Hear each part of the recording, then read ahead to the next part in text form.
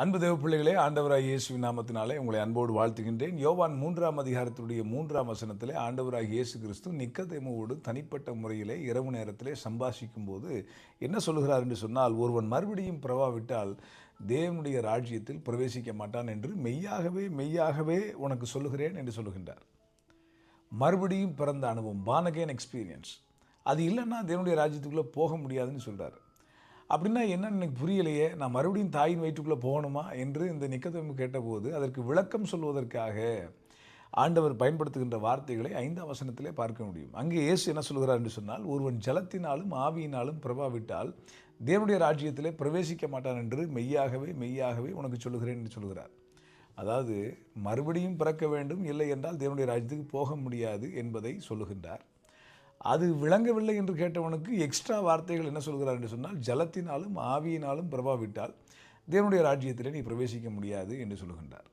இந்த 2 வசனங்களிலும் மெய்யாகவே மெய்யாகவே என்று சொல்லப்பட்டிருக்கிறது. அதாவது ஆண்டவராய் இயேசு கிறிஸ்து பேசுகிற எல்லாமே மெய்தான் என்று சொன்னாலும், மெய்யாகவே மெய்யாகவே நான் உங்களுக்கு சொல்லுகின்றேன் என்று வருகின்ற இந்த பகுதிகளெல்லாம் மிக மிக அழுத்தம் நிறுத்தமாக நிச்சயமாகவே நாம் எல்லாரும் கடைபிடிக்க வேண்டிய மிக ஆணித்தரமான ஆண்டவர் நம்மிடத்தில் எதிர்பார்க்கின்ற டிமாண்ட் பண்ணக்கூடிய வசனங்கள்.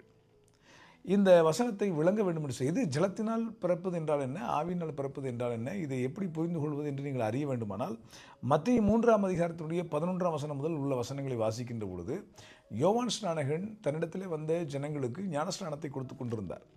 அப்பொழுது அவர் சொல்கிறார், நான் மனம் திரும்புதலுக்கென்று ஜலத்தினாலே உங்களுக்கு ஞானஸ்நானம் கொடுக்கின்றேன், எனக்கு பின் வருகின்றவரோ அவர் இன்னிலும் பெரியவர், அவருடைய பாதரட்சைகளை சுமக்கிறதற்கு கூட நான் பாத்திரன் அல்ல என்று சொல்கிறார். வேறு இடத்துல அவிழ்க்கிறதுக்கு நான் பாத்திரன் அல்ல என்று சொல்கின்றார். அவர் பரிசுத்த ஆவியினாலும், அதாவது என்னிலும் பெரியவர் ஒருவர் வருகிறாரே, அவர் பரிசுத்த ஆவியினாலும் அக்கினியினாலும் உங்களுக்கு ஞானஸ்நானம் கொடுப்பார் என்று சொல்லுகின்றார். இந்த வசனத்தை இன்னும் கொஞ்சம் சரியாக விளங்கிக் கொள்ள வேண்டும் என்றால், இந்த பரிசுத்த ஆவியின் ஞானஸ்நானம் என்றால் என்ன என்பதை நீங்கள் புரிந்து கொள்ள வேண்டும் என்றால், அப்போஸ்தலர் 1ஆம் அதிகாரம் 4-5 வசனங்களை வாசித்தால் உங்களுக்கு விளங்கும். பரிசுத்தாவின் அபிஷேகம்தான் ஆவியின் ஞானஸ்நானம். ஆவியினால் பிறப்பது, ஜலத்தினால் பிறப்பது. ஜலத்தினால் பிறப்பது என்பது தண்ணீரில் எடுக்கக்கூடிய ஞானஸ்நானம். ஆவியினால் அல்லது அக்கினியினால் பிறப்பது என்பது பரிசுத்தாவின் அபிஷேகத்தை பெற்றுக்கொள்கிற நிகழ்வு. இந்த 2ம் இல்லை என்று சொன்னால் தேவனுடைய ராஜ்யத்தில் பிரவேசிக்க முடியாது என்று ஆண்டவராகிய இயேசு கிறிஸ்து மெய்யாகவே மெய்யாகவே சொல்கிறார். ஆகவே இந்த 2 அனுபவங்களும் நம்முடைய அனுபவங்களாய் மாறட்டும். God plus.